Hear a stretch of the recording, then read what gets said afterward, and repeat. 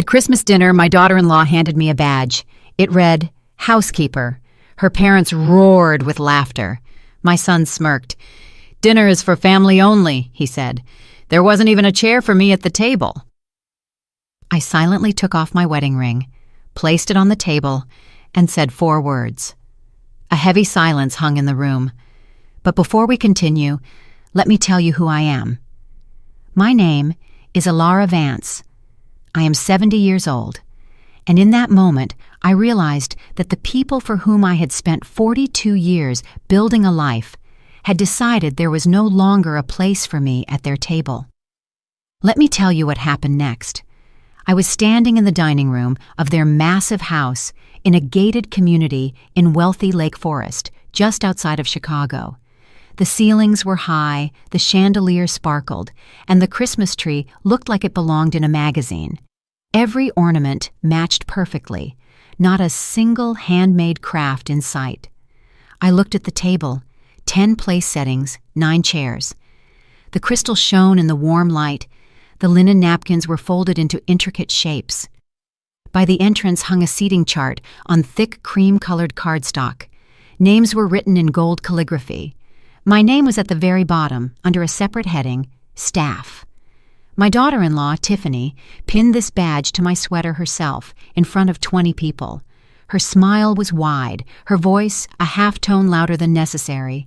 "This is just so the servers don't get confused," she announced cheerfully. "We wouldn't want them mixing up family and the help." Her parents laughed, the cousins giggled. Even a couple of the grandkids chuckled. They didn't fully understand, but they knew where the adults found humor. After I had raised 2 children and built a business from scratch alongside my husband, I stood there with a tray in my hands while my daughter-in-law publicly categorized me as service. My son Marcus sat near the head of the table. He glanced at the badge, at the tray in my hands, at the long table laden with silver and crystal, and he smirked. He didn't smile, he smirked. "Ma, don't make that face," he said, reaching past me for the carving knife. "Dinner is for family only, you know that." I looked at my husband, Otis. He sat next to Tiffany's father, adjusted his tie, lowered his eyes to his plate, and didn't say a word. The room carried on with its life, the hum of conversation, someone pouring more wine. Tiffany's mother raised a glass and said something about their first Christmas in this wonderful home. A few people supported the toast, clinking glasses. I placed the tray on the buffet. My hands didn't shake. Over 7 decades of life and 4 decades of carrying this family on my shoulders, my hands had learned to stay steady, even when everything inside me wanted to shatter into pieces. I touched the ring finger of my left hand. The band had sat there for so many years that it had worn a groove into my skin. Otis had bought it at a small pawn shop when we were living in a rented 2-room apartment above his brother's garage. The stone was modest, the setting simple. Over years of dishwater, laundry, signed loan agreements, and our shared life, the metal at the bottom had thinned like foil. I took off the ring. First I twisted it gently, then pulled it into my palm. No one even noticed. Everyone was too busy listening to Tiffany's father tell another story about a golf tournament at their country club. But I noticed how unexpectedly light my hand felt, how the small stone caught the candlelight one last time. Right now, as I tell you this, it is the holiday season. I wonder, where are you? Are you at your own table among people who truly see you? Or are you, like I was then, catching your breath somewhere on the sidelines because the celebration has suddenly become too heavy? Maybe you are in the kitchen listening to me on your phone while everyone else laughs in the next room. Maybe you're sitting in your car in the driveway just hiding from the festivities for a few minutes. Whatever your situation, I am glad you are with me. Because what I did next shocked everyone at that table, and maybe it will surprise you. I stepped forward into that empty gap at the table where my chair should have been, right next to Marcus, and I placed the ring on the white tablecloth directly in front of his plate. The sound was almost inaudible, a light click of metal against china. But in that second, it cut through the hum of conversation like a knife. Forks froze halfway to mouths. Glasses paused in the air. Someone's laughter cut off mid-sentence. Marcus stared first at the ring, then at me. "Ma, what are you doing?" He exhaled. I looked at him, at the boy I used to carry on my hip while moving boxes of inventory in our hardware store, at the teenager who said that someday he would run the family business, at the man who had just told me in front of 20 people that dinner was for family and implying that I didn't belong to it. Then I looked at Otis. His eyes were no longer lowered. They were wide, bewildered, as if he couldn't grasp what was happening. I took a slow breath, kept my voice even and calm, and spoke the 4 words that changed everything. "You just lost everything." The room went deaf. Tiffany was the first to recover. She gave a nervous laugh, but it rang false. "Alara, come on, don't be dramatic. It's just a joke." "You are part of the family, of course, right?" I asked quietly. No one answered. I unpinned the badge, carefully removed it from my sweater with my fingers, and placed it next to the ring on that perfect white tablecloth between the silver cutlery and crystal glasses. "I won't be staying for dinner," I said. "Merry Christmas." And I turned around. I walked past the tree, where all the ornaments were strictly color-coordinated with the napkins, past the staircase wrapped in fresh pine garland, past the cousins reaching for their phones, and the adults with frozen faces. No one tried to stop me. Not my son, not my husband. Not a single person in that room stood up or called me by my name. The front door was heavy, with a trendy, oversized matte metal handle. It closed behind me with a dull thud, and that sound was like a period at the end of a book. The cold winter air hit my face. I stood outside. Lights shone on fences and roofs all around. The gated community shimmered with decorations, perfect houses, perfect lawns, a perfect life on display. I walked to my car, an old Buick, squeezed between massive crossovers and expensive SUVs like a stranger. I opened it, sat in the driver's seat, and put the keys on my lap. My phone came to life in my purse. Marcus flashed on the screen. I watched his name blink until the call disconnected itself. Then I started the engine, slowly drove out of the driveway, and rolled down the street. In the rearview mirror, I saw their house. Big windows, the lit-up living room, tiny figures of people around a long table. The Christmas dinner continued without me. And for the first time in many years, I felt something I hadn't allowed myself in a long time: freedom. The streets were empty, save for the holiday lights on every house. I drove through the neighborhood slowly, carefully, just like any other day. The phone kept vibrating on the seat. Names flashed alternately. Marcus, then Otis, then Marcus again. I watched the screen light up and go dark, light up and go dark, until finally I reached over and flipped the phone face down. The gate at the exit opened automatically as I approached. No one came out. No one asked why I was leaving alone. I drove through, and behind me, the community closed off with the soft hum of mechanics. Outside that paradise, the world looked different. Ordinary apartment buildings, regular houses with rusty gates, simpler cars and driveways. On some lawns stood plastic reindeer and inflatable Santas, lights that didn't burn with an even, warm white glow, but blinked in multiple colors, just like in my childhood. Something inside me let go. About 20 minutes later, I caught myself slowing down near a neighborhood I hadn't visited in years. Narrow streets, small houses, old fences. This was where Otis and I had started. Young, broke, with a pile of plans and not a dime in our pockets. I stopped at an intersection and put the car in park. Across the street, a family minivan pulled up. A young couple in their 30s was unloading bags. 2 children were jumping around them. The door of the house swung open. An older couple came out onto the porch. Grandparents, you could tell immediately. The grandmother opened her arms wide. The children rushed to her with squeals. The grandfather shook the son-in-law's hand and then pulled him into a hug. The grandmother kissed her daughter on the cheek and took one child by the hand. All 4 went into the house. The door closed. Warm, yellow light poured out from under the curtains. I sat in the car and stared at that closed door longer than I should have. Then I shifted gears and drove on. I didn't have a plan. I didn't know where I was going. I just drove forward until I saw a glowing red and white sign for a cheap motel off the highway, the kind where they charge by the night and ask no questions. The parking lot was half empty. In the lobby window stood a plastic Christmas tree blinking with tired lights. The woman at the front desk barely looked up when I entered. She silently handed me a key and named a room number. I paid in cash. The room smelled of old carpet and cheap cleaner. 2 beds with floral spreads that looked like they had been there since the 90s. A television bolted to the dresser. In the bathroom, a fan rattled like an old tractor the moment I turned on the light.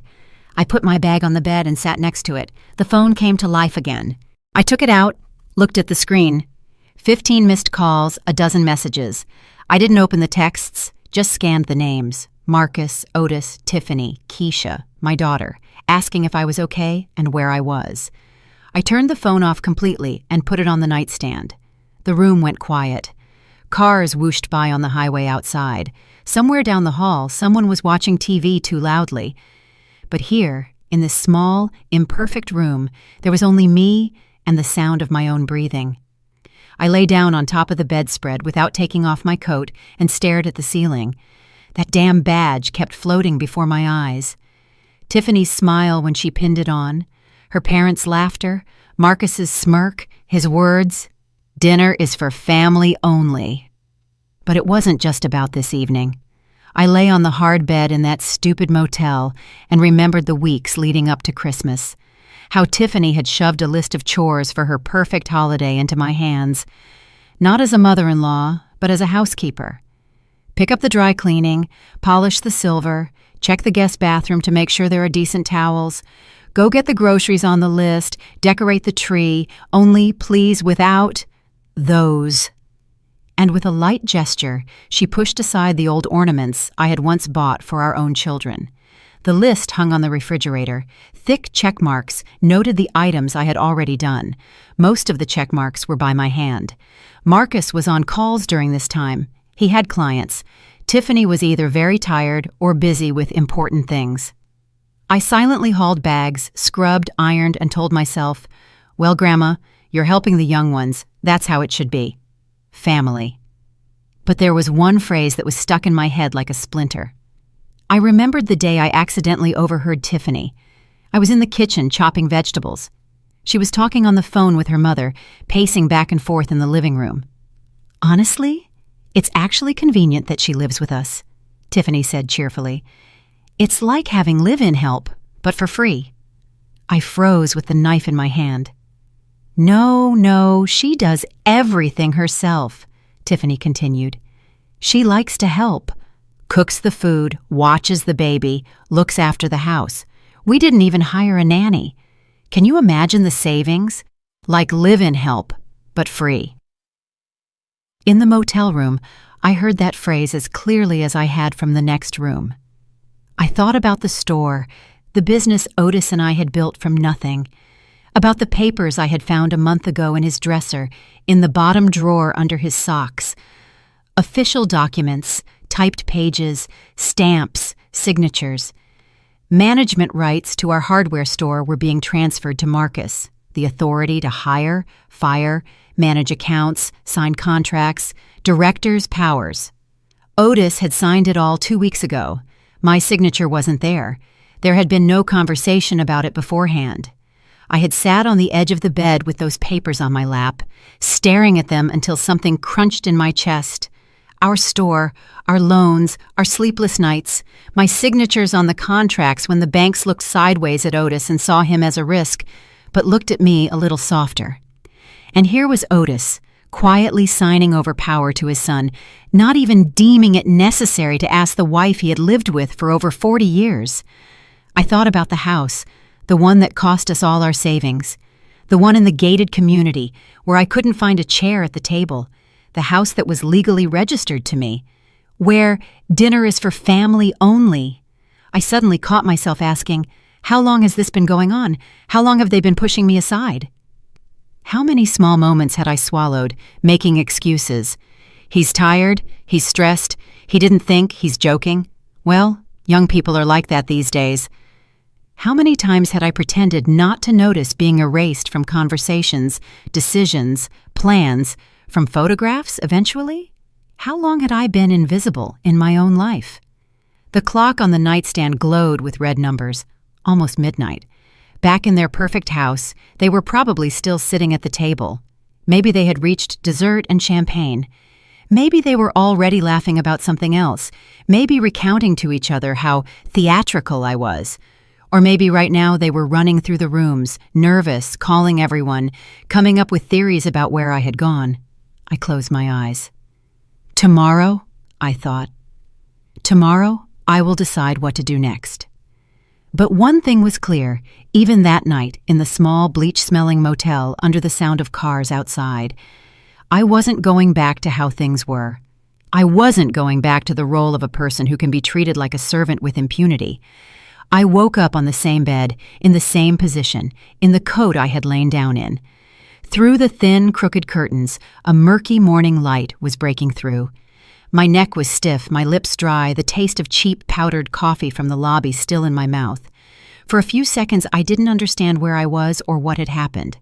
Then memory flooded back. The badge, the ring, my departure. I sat up slowly, looked around. The same floral bedspreads, the same old TV, the same rattling fan in the bathroom that roared as soon as I turned on the light. The phone lay on the nightstand, turned off. I didn't touch it. I went into the tiny bathroom, turned the tap to cold, washed my face, and stared at my reflection in the dim mirror under the harsh fluorescent light for a long time. 70 years old. Gray hair, long overdue for the hairdresser. Wrinkles around the eyes, dots across the whole face. Each one about some night at the store, about every worry of how will we make it, about every month-end closing when the numbers didn't add up. I thought about the woman who stood up from the table yesterday and walked out of the house, leaving her ring on the white tablecloth. About the one looking at herself in the cloudy mirror now. And I remembered the girl I was before all of this. I grew up on the south side of Chicago, in a neighborhood where cars didn't usually stop. They drove through and forgot. One main avenue, one 24-hour diner because the owner lived right above it, one small store, one gas station. My mama worked as a waitress in that diner until her legs stopped listening to her. I was 16 then.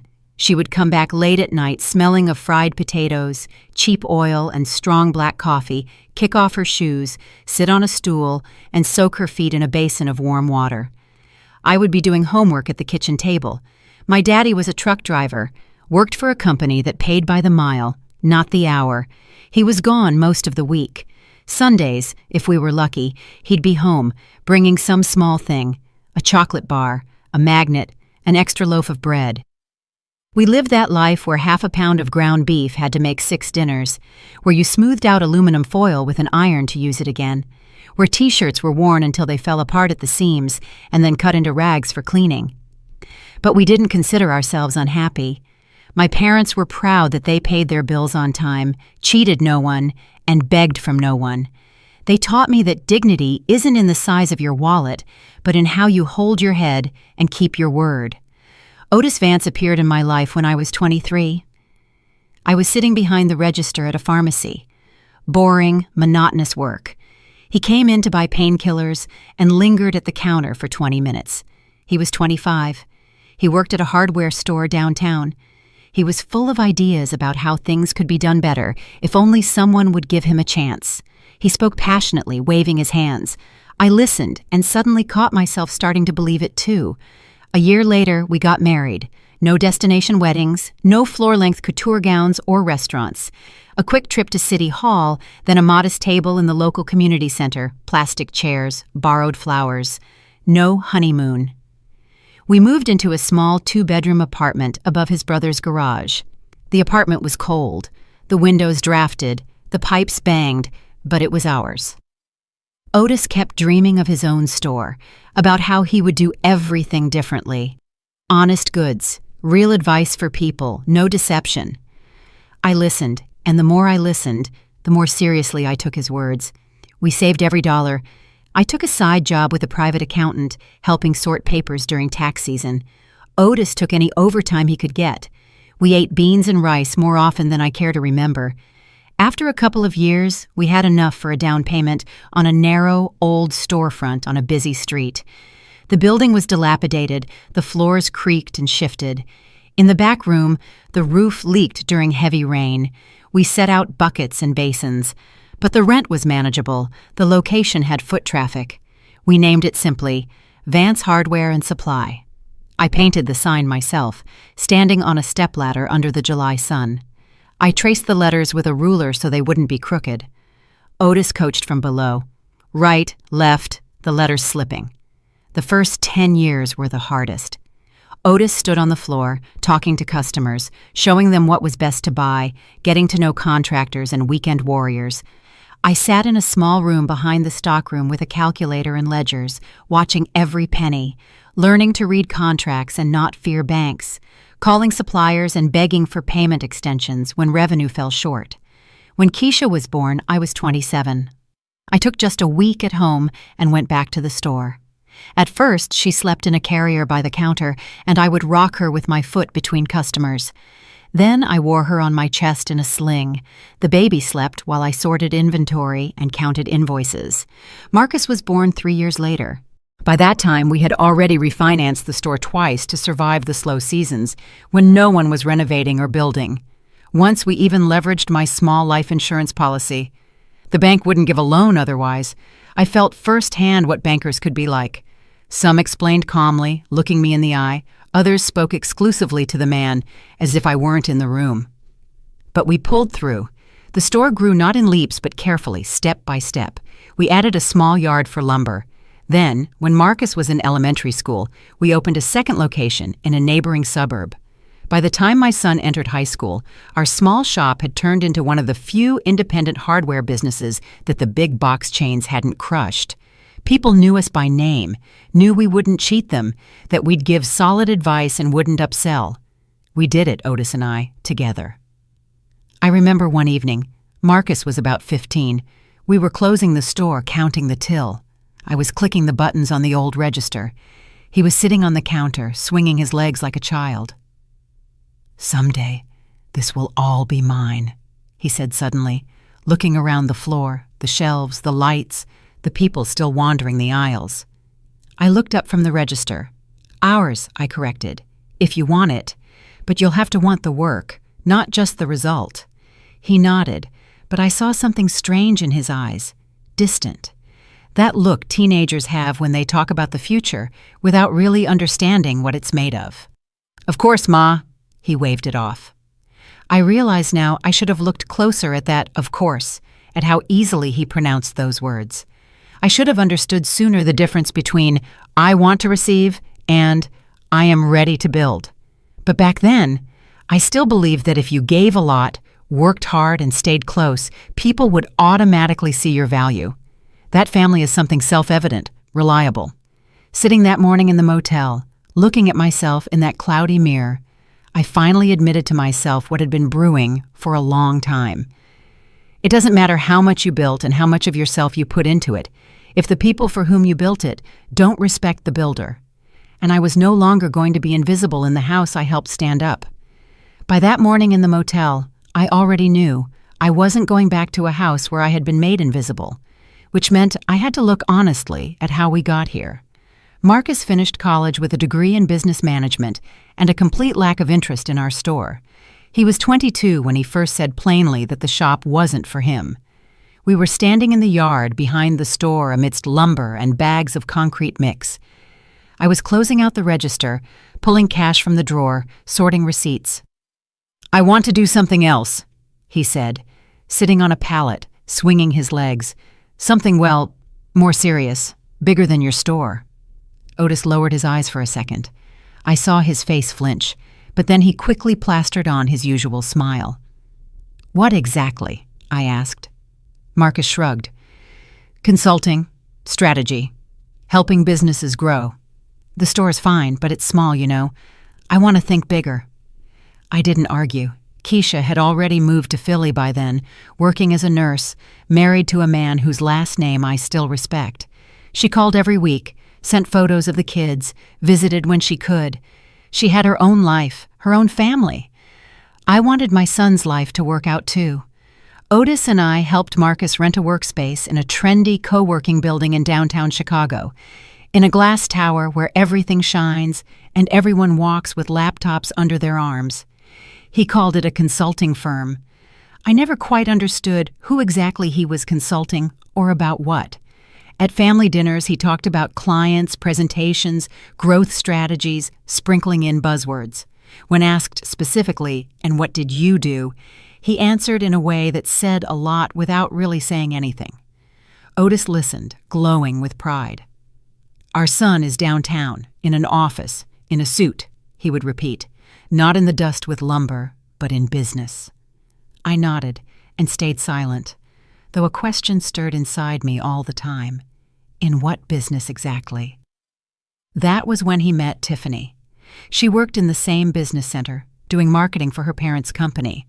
They owned a chain of car dealerships across Illinois, showrooms where cars stood in 2 rows behind glass facades, espresso for clients, everything beautiful. A family that played golf, vacationed not at a cabin but at a villa by a lake, and was used to their word being law. Tiffany dressed in a way that even in jeans, it was clear the clothes were expensive. She spoke with a confidence as if she had never doubted a single decision in her life. Marcus brought her to meet us at our first store. It was Sunday.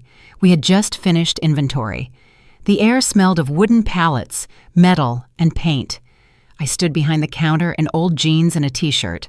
My hair was in a bun, my hands dusty from boxes. Otis was outside helping a regular customer load drywall into a truck. Tiffany walked in wearing white trousers and heels that clicked loudly on our scratched linoleum. She looked around. Walls of pegboard, narrow aisles, shelves we had bought as we grew, mismatched in color and height. She smiled. "So, this is it," she said, more to Marcus than to me. "Your family business?" "Here it is," I answered, coming around the counter, extending a hand. "Almost 30 years here." "How cute." Her smile remained flawless. "A cozy place. Has character." The way she said character didn't sound like a compliment, but like saying, "Old wallpaper, quite amusing." Marcus dragged her around the floor, showing off departments as if he worked there every day, rather than running in haphazardly on holidays. Tiffany nodded politely, asked questions, but the moment she thought we weren't looking, she dropped her eyes to her phone. When they left, Otis came back in from the street, wiping his hands on a rag. "Nice girl," he said. "Polite, pretty." "Pretty," I agreed. But inside, something was scratching at me. 6 months later, they announced their engagement. The wedding was the following spring at a country club I had only seen from a distance driving down the highway.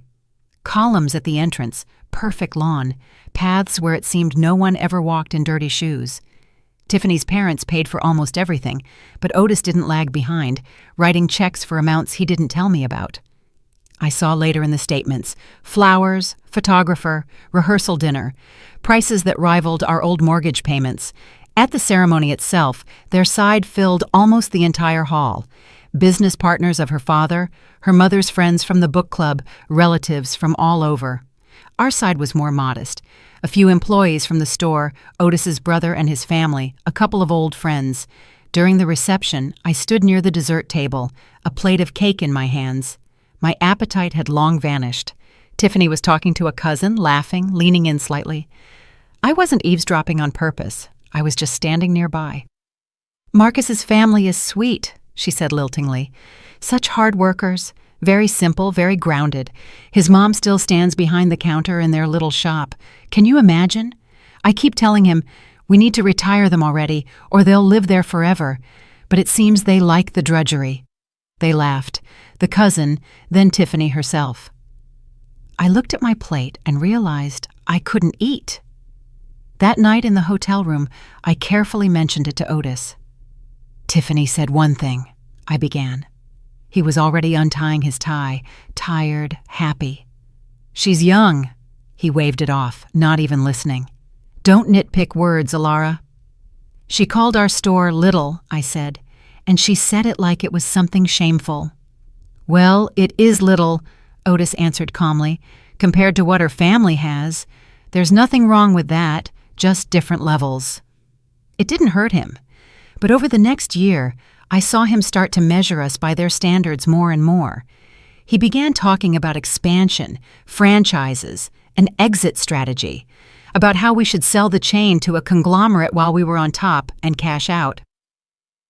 Tiffany's father says independent stores won't survive soon, he reasoned at dinner. We need to think about an exit strategy. We aren't exiting anywhere, I reminded him. This is our life. It's business, Otis answered. Business changes. Gradually, Tiffany began rewriting our family history to suit herself. At parties with their friends, I heard her recount without stumbling how Marcus would soon fully take over the family business, as if he were already sitting in our office deciding everything. She talked about our scaling plans, about modernizing the format, about partnerships with major suppliers. All of this sounded confident, beautiful, and had little in common with what Otis and I actually discussed. Marcus stood nearby, nodding, not correcting her. He liked how it sounded. Otis didn't object either. He was dazzled by the new circle, the golf club, charity dinners, people in suits who nodded respectfully when he said his son was a consultant and the store was a family business with potential. I saw him changing, choosing clothes differently so as not to look too provincial, less willing to tell stories from the store, but happy to talk about trips with his father-in-law. He stopped asking my opinion on important decisions, asking instead what Tiffany's father thought. I stayed silent. I was taught from childhood. Don't rock the boat. Family stays together, I told myself. Well, he's in love. New in-laws, new environment, they'll adjust. I should have seen then how respect disappears, not in one big scandal, but in small concessions. One, okay, I won't argue at a time. But I continued to believe that if I just endured and did my part, everything would settle down. I was wrong. The phone call that truly shifted everything came on an ordinary Tuesday evening. I was sitting in our small office behind the store, closing the day, transcribing numbers from the register to the ledger, when Marcus's name blinked on the screen. Ma, can you and Pop come over for dinner on Saturday? He asked. We have something to talk to you about. About what? I asked, already hearing that specific softness in his voice with which he always led into requests. It's good news, he answered. We'll tell you when you get here. I hung up and looked at the stack of receipts, at my hands stained with ink, and internally I already knew good news for them almost always turned into a trial for me. On Saturday, we went to dinner at their Chicago apartment, a rental in a new building near the Loop. The apartment was decent, 2 bedrooms, a balcony. Tiffany had half-jokingly said more than once that it was temporary. We've already outgrown this. Dinner wasn't homemade. There were boxes from an expensive Italian restaurant on the table. Small portions, big plates. I saw the prices on the receipt in the trash. I flinched. We talked about nothing. The drive over, business at the store, how Tiffany was feeling. She was 4 months pregnant. Then Marcus pushed his plate away, glanced at Tiffany. She nodded slightly. So, he began, folding his hands on the table. We've been looking at a deal. A deal? Otis asked. What kind of deal? A house, Tiffany inserted, already pulling out her phone. In a gated community in Lake Forest. Excellent schools, security, neighbors are all top tier. 4 bedrooms, 3 baths. The master suite is bigger than this whole apartment. She swiped through several photos. Huge house, perfectly manicured lawn, kitchen like a picture, walk-in closet you could live in. Beautiful, I said cautiously. Probably costs half the city, though. Well, Marcus took a folded piece of paper from his pocket, placed it before us. Here. On the paper was the mortgage amount. I compared it in my head to our house and realized it was about 3 times more, and the down payment would eat almost all our savings. We can't handle this ourselves right now, Marcus spoke quickly. My business is still ramping up. Tiffany will go on maternity leave. Tiffany leaned forward, her voice soft, confident. We thought about a partnership. You buy the house as an investment, put it in your name. We'll pay you rent until we get on our feet and can take the mortgage ourselves. Then you sell it to us and everyone wins." "Meaning?" I asked. "The house is in your name, and we live there, paying you, sort of." "Yes," Marcus nodded. "You're not just helping us, you're making an investment.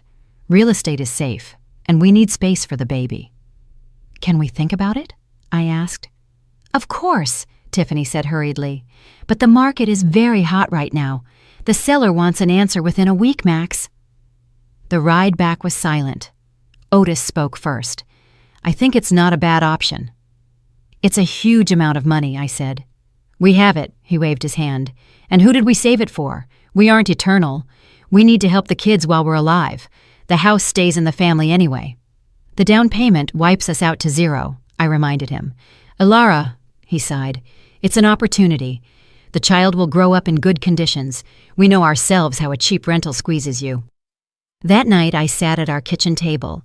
Papers, statements, notebook, calculator, spread it all out. Calculated, crossed out, calculated again. The money was tight. It left a thin cushion that would evaporate if we got sick, if the store had a downturn, if something went wrong. But this was our grandson, our son. In the morning I called Marcus. "We agree," I said, "but the deed is in my name only. Until you pay everything off, legally, it is my property." A pause hung on the other end. "Is that necessary?" he asked cautiously. "We're family. It's necessary," I answered. "You said yourself it's a business investment. In business, everything must be clean." He was silent for a few more seconds and surrendered. "Okay, if there's no other way." 6 weeks later, we sat in a lawyer's office downtown. I signed my name so many times my fingers cramped. Marcus and Tiffany were excited, happy, discussing what color the nursery would be, where to put the TV, what curtains to hang. Otis squeezed my shoulder. "You're doing the right thing," he whispered. "It's for ours." I wanted to believe him very much then. Another 3 months later, when the grandson was born, things spun further. Otis and I still lived in our old house. It was small but fully paid for, lived in. Every corner remembered how the kids ran down the hall, how I whispered over bills at night, and how Otis fixed the faucet for the 3rd time. Marcus called. "Ma," his voice tired. "Tiffany is completely worn out with the baby. The house is huge, so much to do. We have a whole guest suite on the 1st floor sitting empty." I was silent, listening. "Maybe you and Pop could move in with us temporarily," he continued. "You know, like it's trendy now. Multi-generational living. You'd be close to the grandbaby, helping out, and you wouldn't have to drive back and forth." I heard that behind this trendy was a simple convenient for us. But there was real fatigue in my son's voice, and immediately the image of that little bundle, our grandson, rose before my eyes. "I'll think about it," I said. "I'll talk to your father." Otis swallowed the idea without hesitation. "Of course, let's go," he rejoiced. "Next to the grandson in a new house. What could be better? We're always on the road anyway." He was ready to hand over the keys to the old house tomorrow. And we sold our home, the one where I repainted walls, moved furniture, planted my first flower garden under the windows, packed 30 years of life into boxes, children's drawings, old photos, dishes I was saving for later. We moved into the guest suite of their big house in Lake Forest. The suite was nice. Its own bedroom, a small living room, separate bathroom, separate entrance from the yard. Tiffany kept repeating, "This is your space, so you feel free." It sounded beautiful, but in fact, it was a corner in a house considered theirs, even though on paper it was mine. At first it was even good. I held my grandson, tiny, warm, with funny wrinkles on his forehead, fed him bottles, changed diapers, walked with the stroller, cooked casseroles and soups so Tiffany would suffer less in the kitchen. Otis could sit in an armchair for hours, holding the baby on his chest, looking happier than ever. Then the requests started to change. First, Tiffany asked for small things.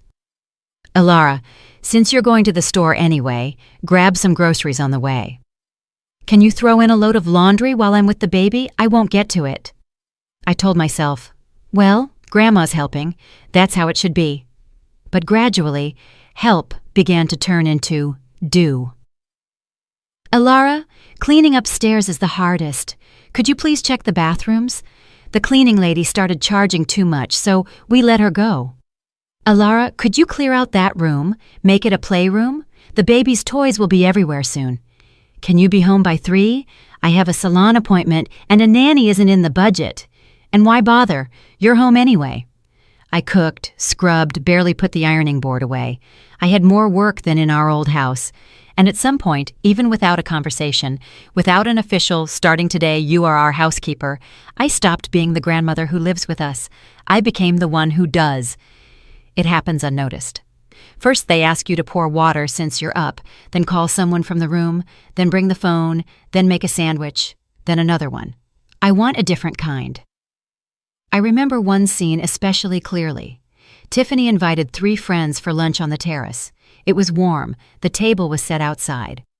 Since morning, I had been shopping for her list. That specific coffee and those exact olives. And don't confuse the cheese brand. I was putting groceries in the fridge when I heard her laughter in the yard and the chatter of friends. Alara, her voice sounded from the open door. Bring the pitcher of iced tea, please, and those cookies from the cabinet. Not a request, an order masked as politeness.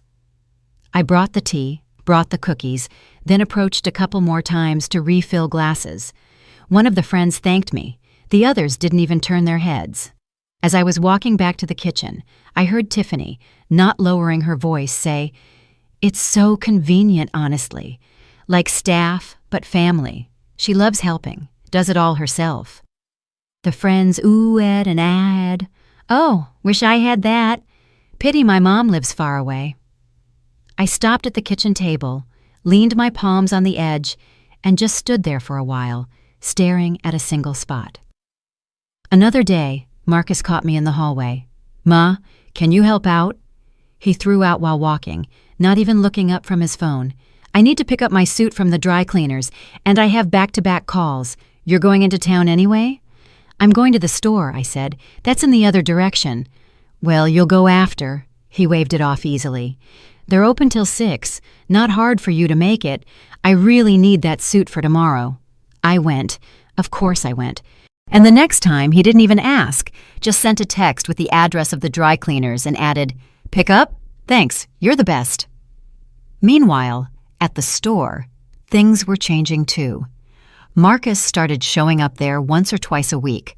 Not to work, to be seen.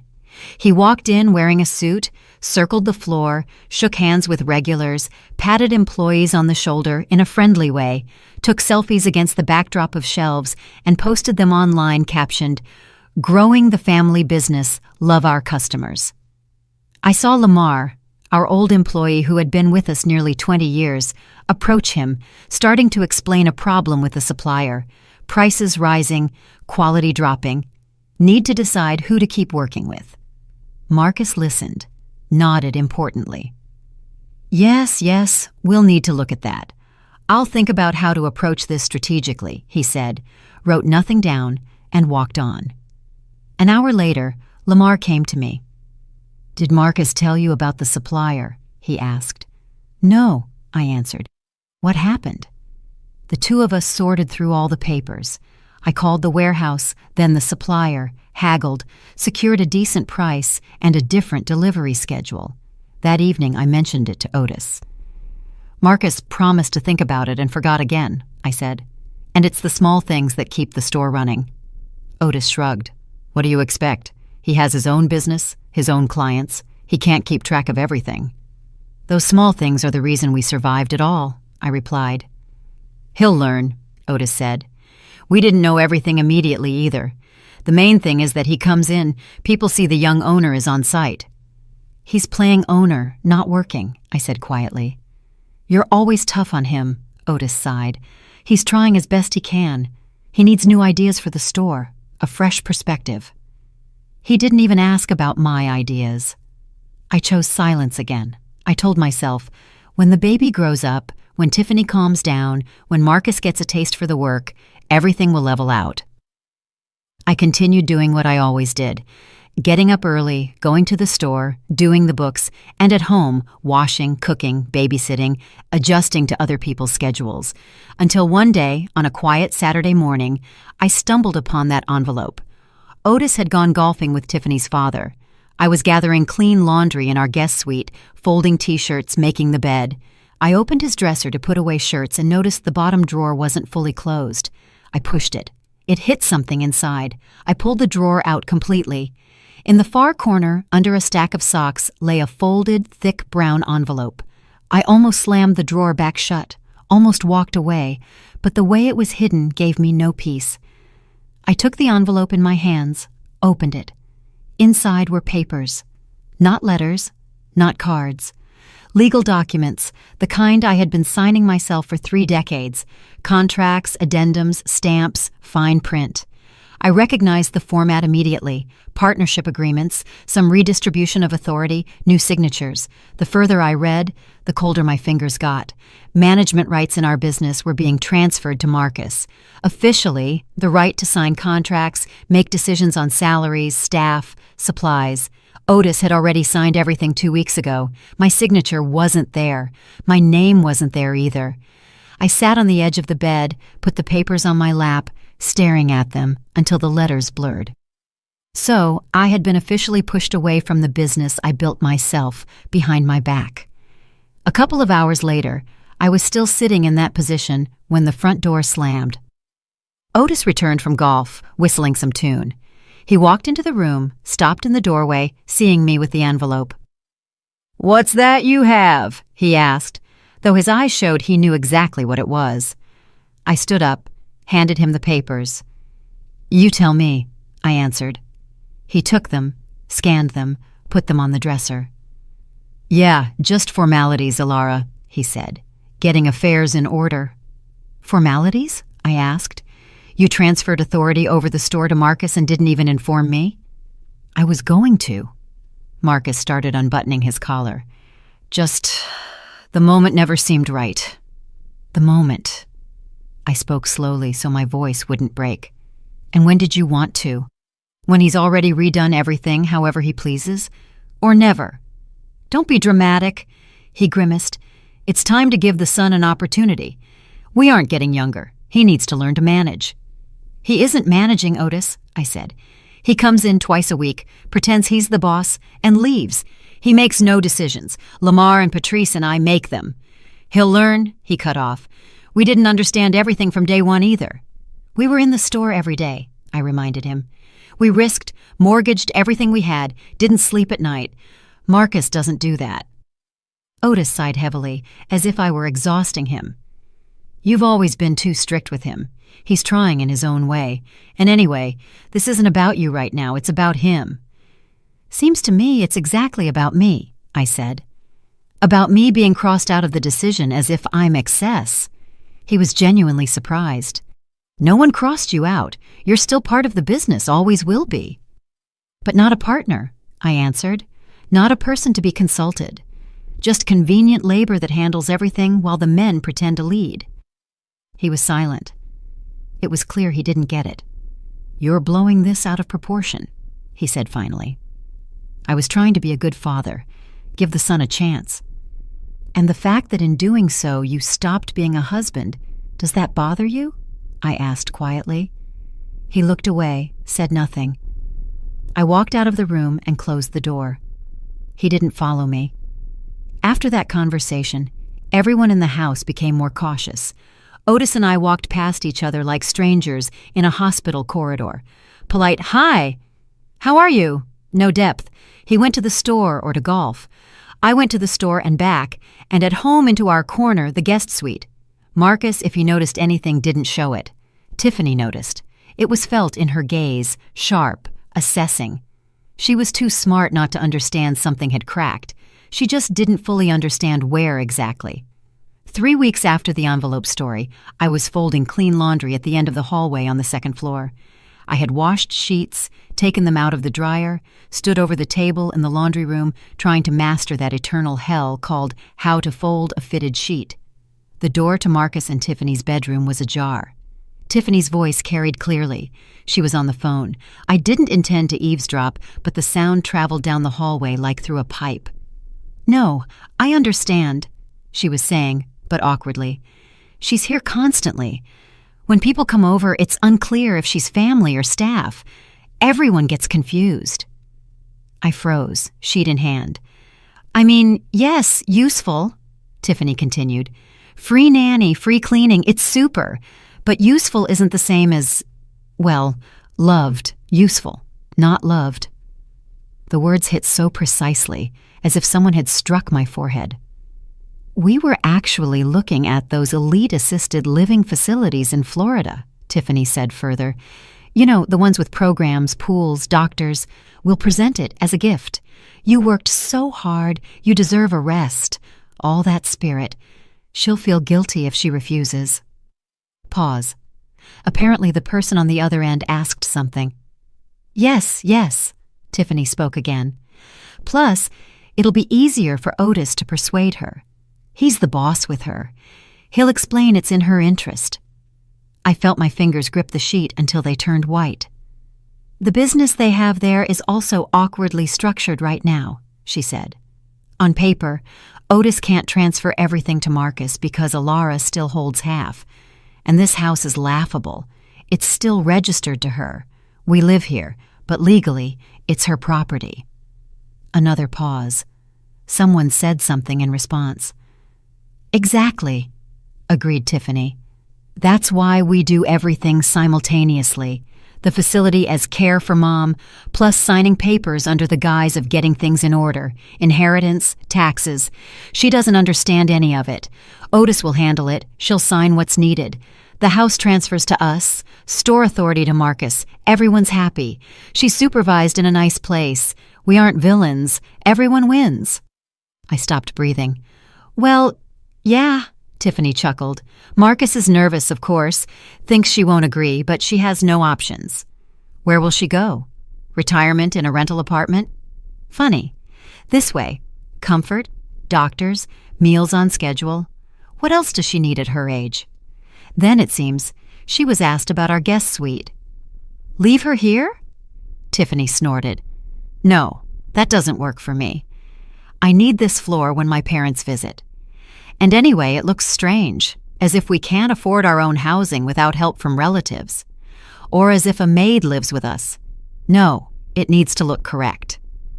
I gently, almost on tiptoe, placed the sheet on the table. "She is, of course, useful," Tiffany continued. "But helping when you visit is different from living with us permanently. This is our life, our family. Her time has passed." I didn't listen further. I slowly turned around and went to our guest suite, closed the door behind me, and sat on the bed. They wanted to take everything. The house I bought, the business Otis and I built, the right to decide for myself. And they were going to wrap it in beautiful packaging, call it care, a gift, and a correct decision.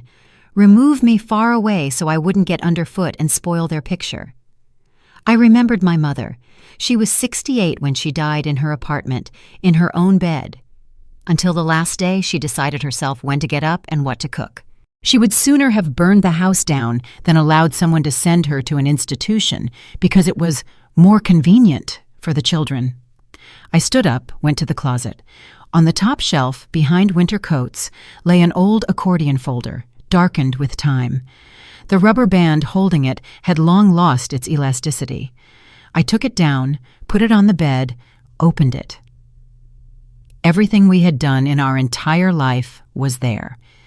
The first partnership documents for the store, business registration certificates, old loan agreements, the deed to the house, insurance policies, statements from savings accounts.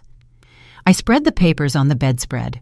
On the deed to the house, only my name. On the store registration papers, 2 signatures, Otis's and mine. But as the initiator and founder in the first versions, it was me. I filed. I ran through offices. In the mortgage contract for the house, my passport, my data, my credit score essentially pulled the deal through. In pension and savings accounts, everywhere it was Otis and me together. But there were important nuances in the fine print. Who is the beneficiary? Under what circumstances? What transfers to whom? I read all this not as a wife and mother, but as a person reclaiming the picture. What could they take? Only what I gave away myself. What could I take back? Everything that was formerly mine anyway. I took my phone, one by one photographed all the documents, every page, every signature, every stamp. Then put the papers back in the folder, returned it to the shelf, closed the closet, sat at the small table by the window, opened my laptop. In the search bar I wrote, Real Estate and Family Business Lawyer, Chicago Recommendations. My eyes automatically caught a name I already knew. Mr. Sterling, our longtime lawyer. 20 years ago, he helped us open the second store, handled loans, drafted wills when the kids were small. I dialed his number. Mr. Sterling, this is Alara Vance, I said.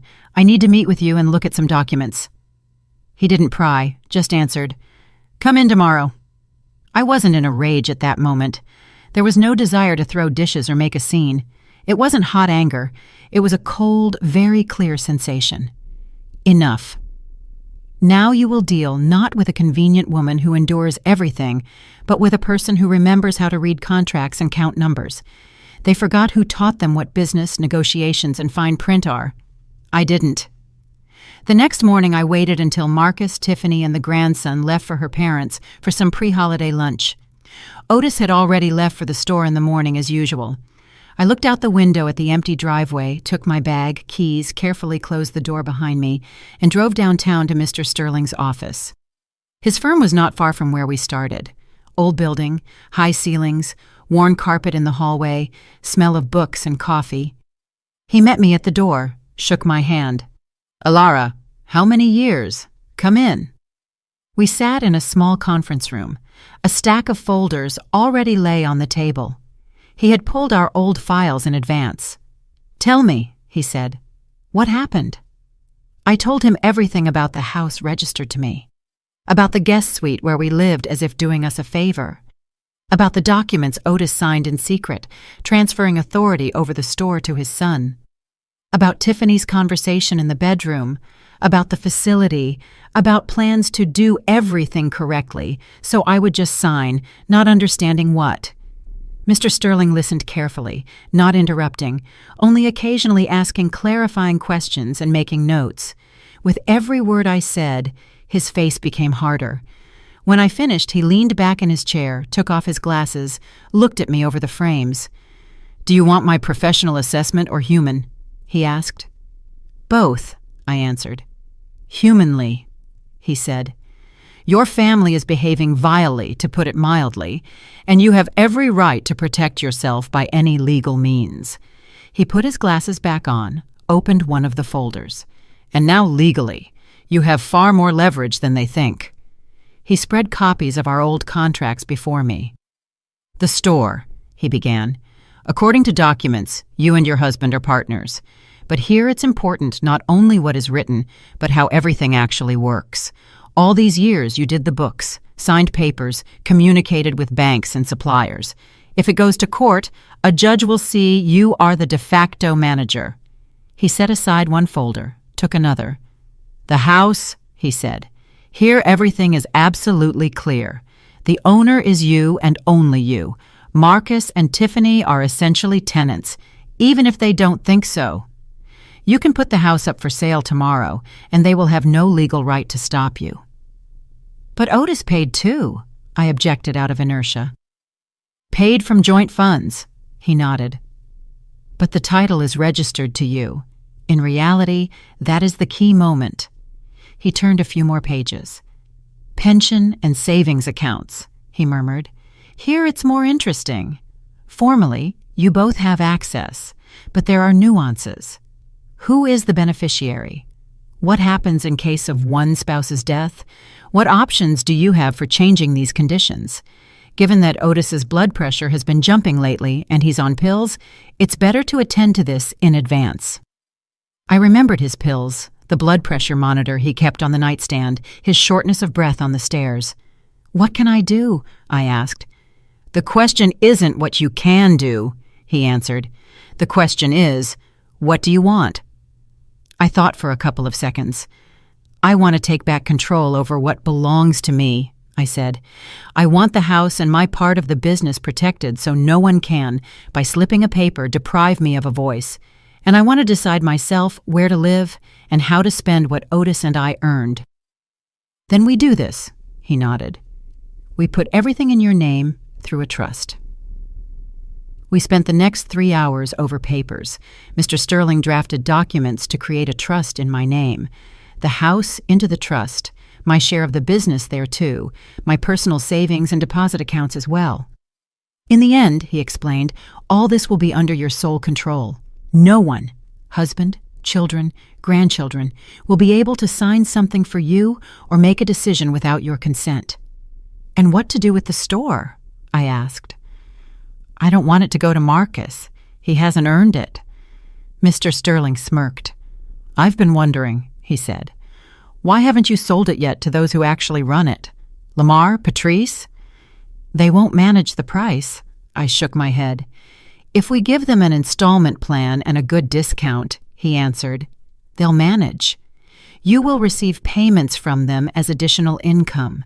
The store will remain in the hands of people who love it, and Marcus will get the opportunity to finally learn to live on what he earns himself." I felt something shift inside, as if a door opened.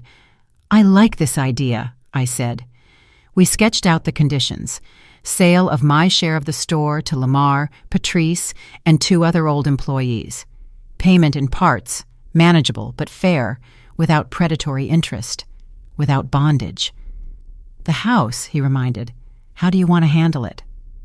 "Sell," I answered without hesitating. "After the holidays, put it on the market. Find myself smaller housing, simpler, but mine." "They will resist," he warned. "Let them," I said. "It's my house." We signed a stack of papers.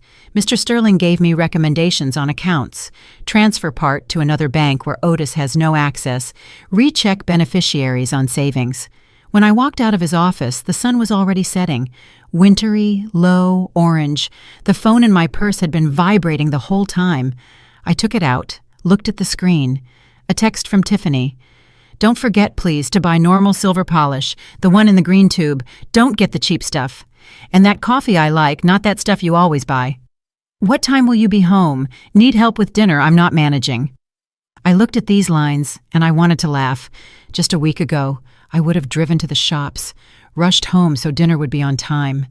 I put the phone back in my purse, answering none of the messages. On the way to the motel, I stopped at a roadside diner, ordered a regular combo meal, sat by the window, ate slowly, rushing nowhere, watching cars crawl along the highway. Inside, it was surprisingly calm. No, I wasn't taking revenge on anyone in the sense usually understood, to hurt them back. I was just quietly arranging pieces on the board so I could finally stop being a pawn. The plan was already in motion, and neither Marcus, nor Tiffany, nor even Otis suspected it yet. New Year's Eve came and went. The holidays were approaching their climax, the big Christmas dinner. By this moment, everything was already done. The trust was formed. The house included in it, so without my consent, it couldn't be sold. No one could re-register it. Documents for the sale of my share of the store were almost ready. The lawyer had already spoken with Lamar and Patrice, scheduled a meeting. Bank accounts were in the process of transferring to where Otis had no access. They thought I was still that same convenient woman who wouldn't go anywhere. But I already held the keys to the life they considered theirs in my hands. The Christmas dinner itself was, in essence, a play. Tiffany rushed around the house, commanding the caterers, servers, running with decorations, white, gold, everything like in a magazine. Otis went to pick up her parents at the hotel in the morning. Marcus played the host. Calls to someone, checks if everything was according to plan. I went upstairs early and walked through the house. It was like a picture: shiny floors, perfect pillows, huge white and gold tree in the living room, garlands, candles, and not a single thing of mine. Not one photograph where Otis and I are young in our first store, not a snapshot where I'm holding Keisha or newborn Marcus. On the walls, their wedding, her family at some resorts, professional posed shots. as if I hadn't lived in this house all this time. There were many guests, mostly her people, parents, sister with husband, friends from their club, a couple of Otis's relatives. "Alara," Tiffany smiled at me with her perfect smile, "you stay in the kitchen for now, okay? We want to take family photos by the tree first. It's easier when there are fewer people in the shot." I nodded and remained in the kitchen doorway. Watched them line up in front of the tree, Otis next to Marcus, Tiffany with the baby in her arms, her parents on the sides. They took a dozen shots, changed places, laughed. It didn't even occur to anyone to say, "Let's take one with Alara, too." Then I looked into the dining room. Long table, crystal, china, napkins folded into intricate shapes, 20 settings, and at each a card with a name. I saw Grandpa, Grandma, her parents by last name, Aunt Lena, Sergio, Marcus, Tiffany. My card wasn't there. Instead, on the buffet lay a plastic badge on a lanyard. "Housekeeper." I looked at it and thought, "Right now, you are signing your own verdict." Then everything went as you already heard. Tiffany loudly, so everyone could hear, hung the badge on my sweater. So no one gets confused, or they'll decide you're staff, and a short giggle. Marcus at the table, 10 settings, 9 chairs. His phrase about dinner is for family. Otis looking at his plate. I had twisted the ring on my finger since morning so it would come off easily. I knew the final point would come anyway. I just didn't know at what exact minute. I placed the tray in front of Marcus, took off the ring, placed it before him on the white tablecloth, and calmly said, "You just lost everything," and then took off the badge, placed it next to it, and left. No screaming, no tears. I drove to that motel on the highway, not from Zero. That's where I had sat in the diner a few days ago after the meeting with the lawyer, thinking how to turn everything. I didn't know then that I would sleep there. Turns out I knew, I just didn't admit it to myself. The morning after the holiday, I woke up on that same hard bed, already without illusions. I washed up, dressed, drank disgusting instant coffee in the lobby, and instead of driving home to the gated community, turned on the highway toward the city. I needed to go to one place. Our first store, the one where it all started. Narrow facade on an old street, worn sign, Vance Hardware and Supply, crooked glass doors, creaky floor. Not the new pavilion in the next town, not the warehouse. Let the eyes go there later.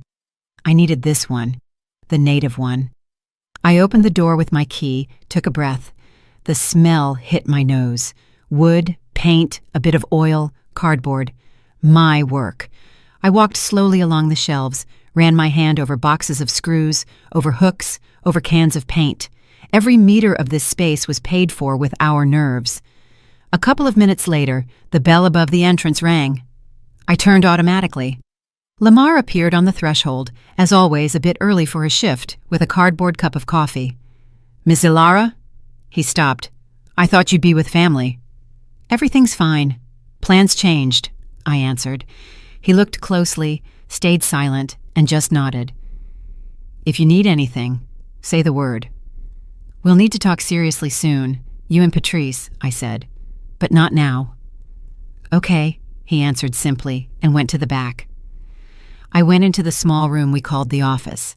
There stood an old desk, a battered filing cabinet, and a coffee maker that always sputtered, but still worked. I started the coffee, sat at the desk, spread the folder I had taken from the lawyer yesterday before me. Sun hit the window, illuminating dust in the air. Inside was silence. No one really came in yet, just preparation for the day. I sat and waited. Not an hour passed before the bell rang again, this time so the glass shook. Booming steps, fast, heavy. Otis appeared in the office doorway.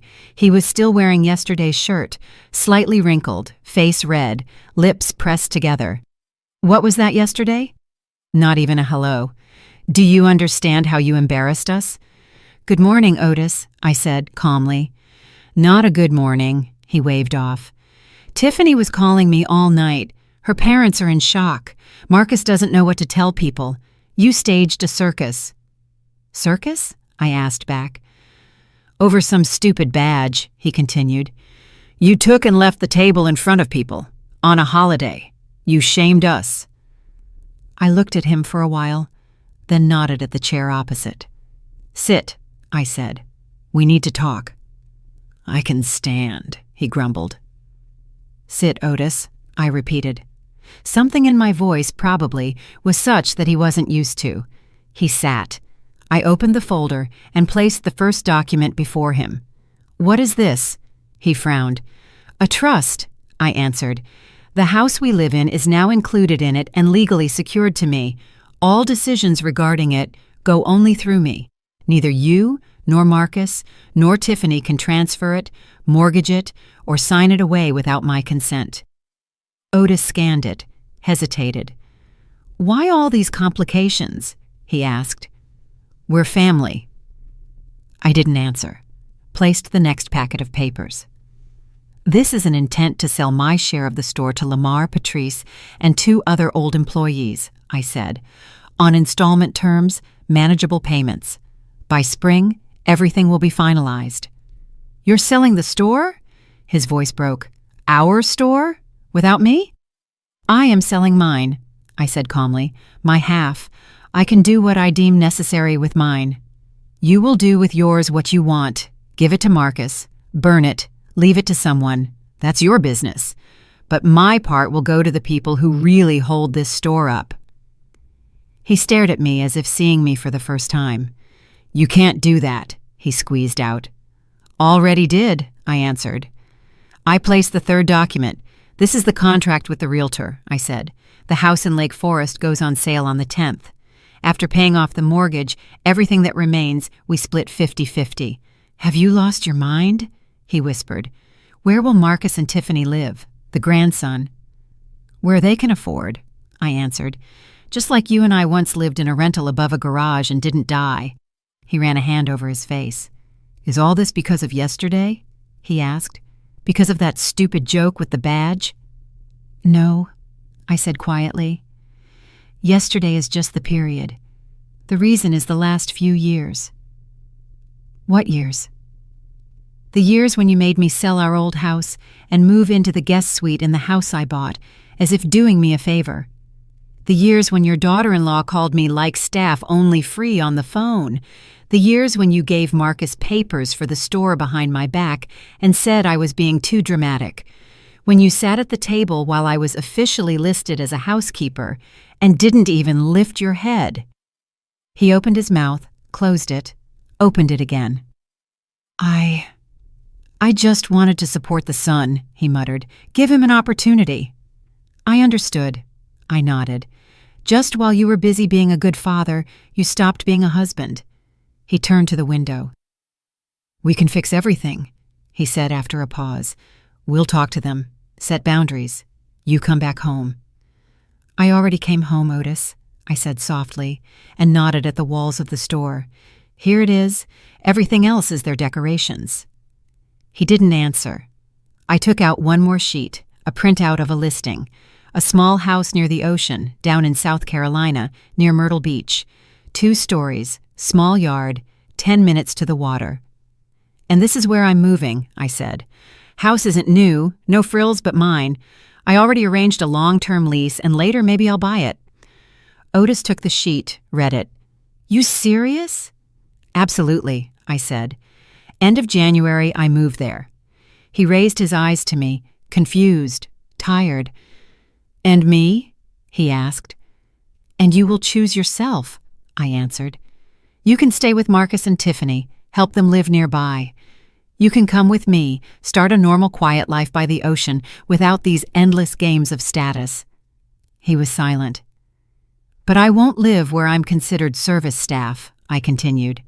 "I won't sit in a guest suite while the table is set for family only.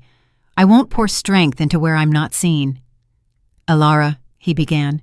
"Don't right now, Otis," I interrupted. "You pretended for a very long time not to notice how I was being pushed out. Now that starts having consequences." I stood up, took my bag. "I'm not returning to that house," I said. "I'll live in the motel until the beach house is free. If you want to talk, you know where to find me." "You're really leaving?" he asked quietly. "I already left, Otis," I answered. "Yesterday, when I took off the ring and put it on the table." He remained sitting at the desk. Before him lay the papers. Trust, Store sale conditions, realtor contract, listing for the house by the sea. All those sheets where in black and white it was written, the life he was used to is already bursting at the seams. I walked out of the office, past the shelves where it still smelled of paint and wood, and felt something click inside me. Not painful, final. Behind my back sat a man who had to truly decide, for the first time in many years, whom he chooses. And for the first time in a long time, I understood. My life no longer depends on his choice. Processing the sale of the store took 2 weeks. Mr. Sterling ran around with papers, called coordinated. I came to sign, verify, ask questions. Everything went calmly, without noise, neatly. One cold January day we all gathered in his office.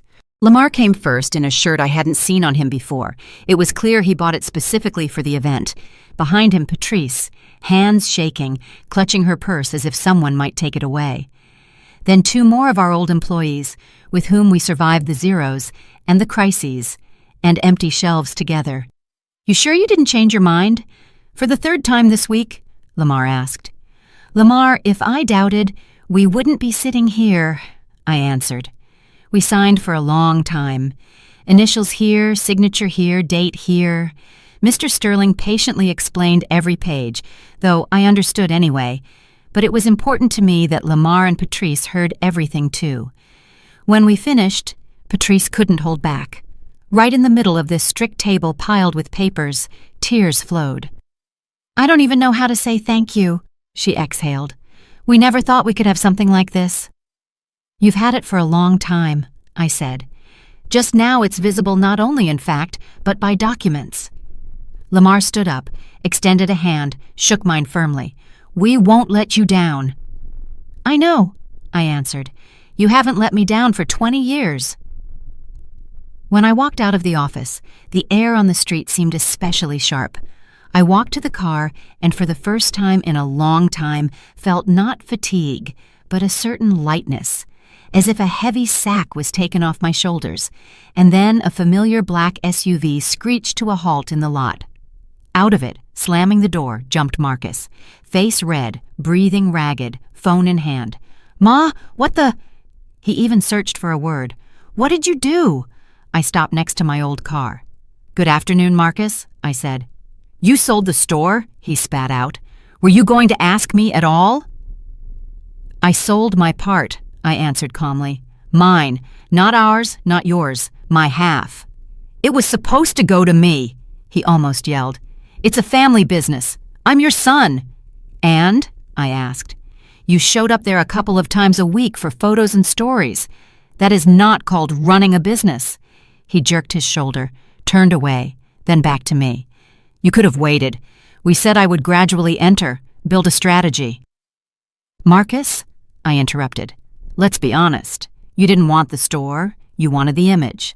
I am the heir, owner of a chain, son of founders. But the simple ugly part, getting up at 6, unloading a truck with goods, arguing with suppliers, counting every dollar, never interested you." He grimaced but didn't object. "This is because Tiffany hung that badge on you then," he hissed. "Because of one stupid joke you are destroying everything we built." "It is because you sat and stayed silent," I said. "Because for 3 years you watched your wife make a free servant out of me and it suited you just fine. Because you told me dinner is for family and didn't even understand that in that moment you crossed me out of that very family." He looked away. For a second, something resembling shame flashed on his face, but immediately hid behind irritation. "Okay, the store," he exhaled. "But the house. You definitely don't have the right to touch the house. That is our home. We have a child there." "The house goes on the market next week," I answered. "The realtor is already busy." He jerked as if hit. "You can't do that. We live there." "I can," I said. "It is my property. You lived there at my expense. The time for that fairy tale is ending." "And where will we go?" He almost broke. "To a rental? To Tiffany's parents?" "Wherever adults go," I interrupted. "You'll find an option within your income. Just like your father and I once lived in a box above a garage." He looked at me, gripping the phone so his knuckles turned white. "You—" "You are just taking revenge," he squeezed out, "so it hurts us as much as you." "If I were taking revenge," I said quietly, "I would make it so you lost everything without chances. I am simply taking back mine and giving it to those who are worthy, and you get a chance to finally grow up." I got in the car, started the engine. Through the glass, I saw him standing in the middle of the parking lot, seemingly a grown man. But the expression on his face was that of an offended teenager who was told no for the first time. I drove out of the lot without looking back. In the motel, in my cheap room with floral curtains and a stain on the ceiling, I only managed to take off my coat when the phone jumped on the nightstand, Tiffany on the screen. I sighed and answered. "How could you?" she screamed immediately, without a hello. "What is this nonsense? Marcus says you sold the store and are going to sell the house. That is our house. We built a life there." "It is my house," I said calmly. "I bought it. You lived in it. Now it will be sold." "We invested in renovations, in furniture, in the yard," she squealed. "Almost everything." "I see, I can," I said. "And by the way, all renovations and furniture were paid from my account. So your investments are tastes and choice of wallpaper." A heavy pause hung on the other end. "And the baby?" She broke again. "Do you think about the grandson at all? You want him to bounce around rentals?" "The grandson is the only one I thought about in advance," I said. "An educational fund is already registered in his name. College, if he wants anywhere. The money is already there. Neither you nor Marcus can touch those funds." Silence again, this time longer. "You thought of everything, huh?" Her voice became colder. "Just such a perfect revenge plan." "It's not revenge, Tiffany," I answered. "Revenge is when the goal is to make a person feel bad. I simply stopped allowing you to make me feel bad. I am taking back mine and redistributing it as I deem necessary. You lose what you considered yours by default, but you never earned it." "Marcus's father will never allow you to do this," she hissed. "Otis won't permit it." "Otis already permitted it," I said.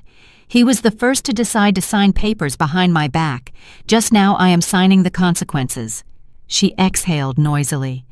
"You will destroy the family," she said.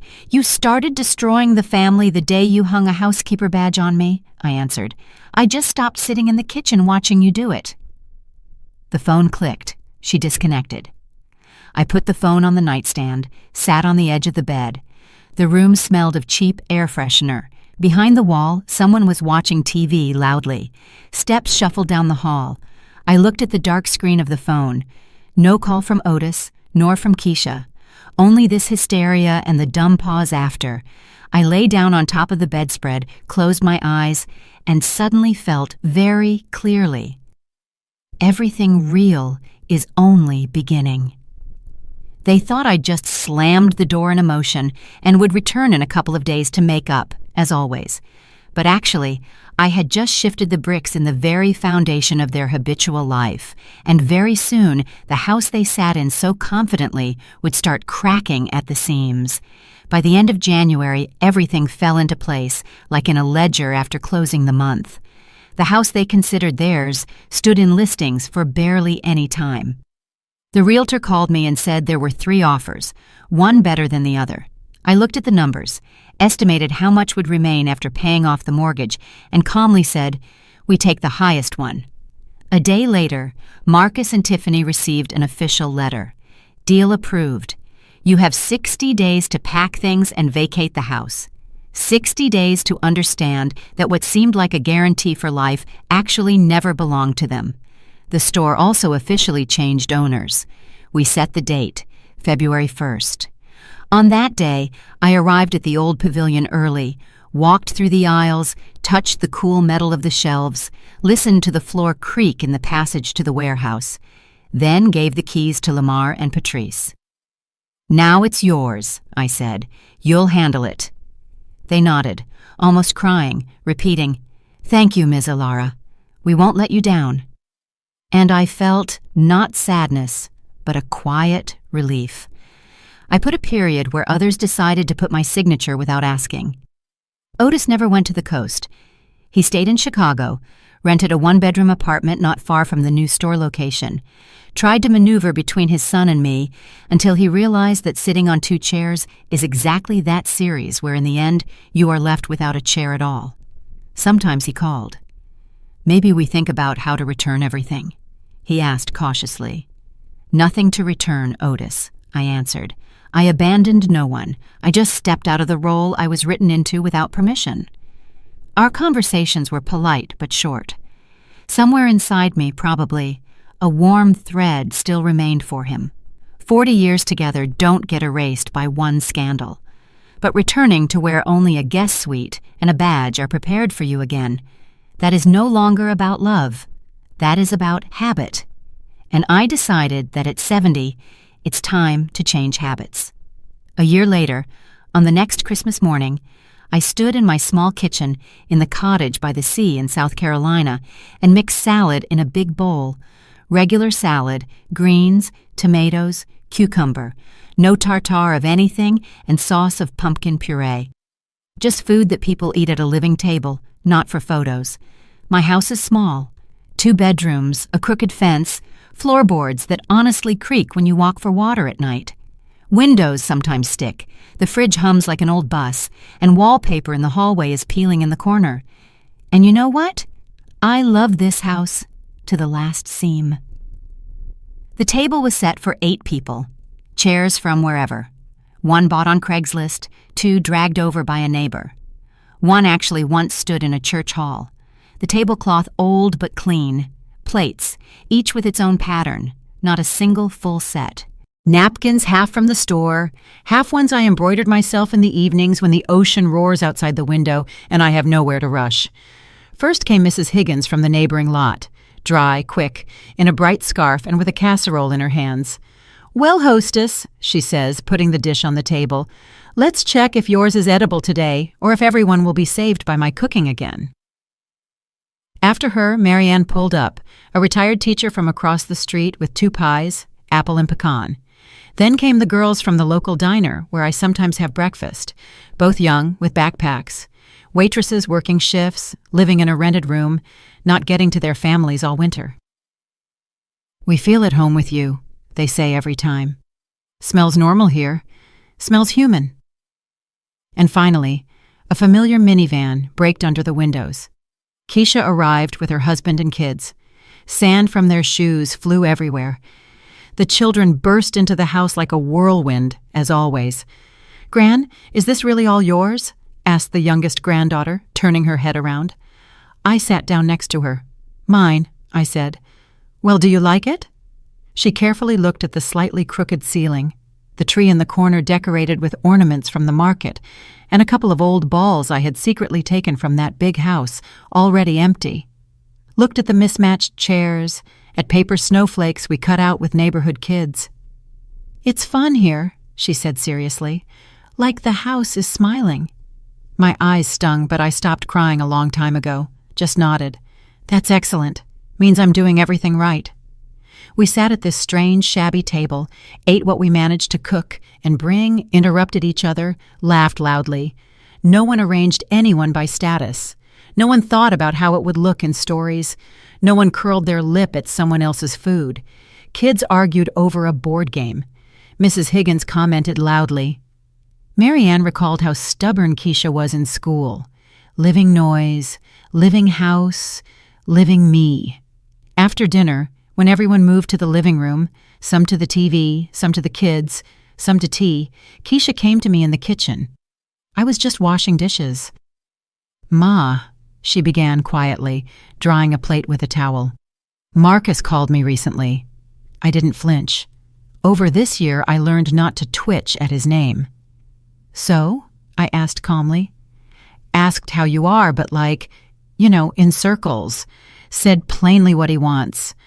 I feel he's uneasy. They're renting a house now, somewhere closer to her parents. Says it's hard. He seems to really miss the store, those people, the atmosphere. And you, Ma. I put the plate in the rack, leaned my back against the cabinet. "I don't wish him evil," I said. "Let him live, learn. Just now, lessons for him are at his expense, not mine." Keisha was silent, then asked quietly, If he asks for forgiveness truly, will you talk to him? I thought. Before my eyes for a second floated that dining room, the long table, the badge on my chest, and his face when he said, "Dinner is for family." Then his face in the parking lot, red with anger, when he shouted that I should have given him the store. Maybe, I answered honestly. If he can ever say directly, "Ma, I was wrong. I didn't see you. I forgot who built all this." If he says it himself, not because he's pressed, not because Tiffany persuades him, then maybe we'll talk. "And if not?" she asked. "And if not?" I shrugged. I am not alone anyway. I have you, I have my grandkids, I have this house, the ocean, my neighbors, and mainly, I have me. Keisha put her palm on my hand. "You've become different," she said. "Lighter somehow, like a stone off your soul." "That's how it is," I chuckled. "When you stop carrying grown adults who know how to walk themselves, your back hurts less." When everyone left, the house finally quieted down. The ocean hummed hollowly outside the window. Dishes were washed, pies eaten halfway. Only tangerines and the teapot remained on the table. I walked to a small shelf by the front door. There stood 3 frames. In one, a photo of my grandkids on the beach, all sandy, funny, and happy. In the second, an old snapshot. I am very young Otis, and the sign Vance Hardware and Supply on the first store. And in the third frame, that very badge. Housekeeper. I took it when that big house was already empty, and the realtor was showing it to strangers. The badge was lying in a drawer with some receipts and broken pens. I could have thrown it away, but I didn't. Because this is not a reminder of shame. This is a reminder of the day when I finally remembered who I am and stepped over other people's labels. I ran a finger over the glass of the frame and quietly said to myself, they wanted to give me a piece of plastic instead of a place at the table, wanted me to remain a convenient shadow in a stranger's house, and forgot that the floor under their expensive chairs is me. If you are listening to this story now and catching yourself recognizing yourself in a kitchen behind a wall while your own people sit at the table without you, in jokes of, "It's okay, you're made of iron," in endless do please that have long not been requests but duties, remember one thing. You are not service staff if you didn't agree to it yourself. You are not required to wear a badge that your own family hangs on you. You have the right to stand up from the table where there was no chair for you, and go where you are the mistress of your life, even if there is a crooked fence, an old fridge, and mismatched dishes. Your time, your money, your health, your years, these are not small change for someone else's convenience. And when you finally stand up and say, "Enough," the sound of that chair being pushed back from the table is louder than any applause from the crowd. If this story suggested something to you, leave a reaction. Share this tale with someone who is long overdue to take off someone else's badge and return their name to themselves. I now belong only to myself.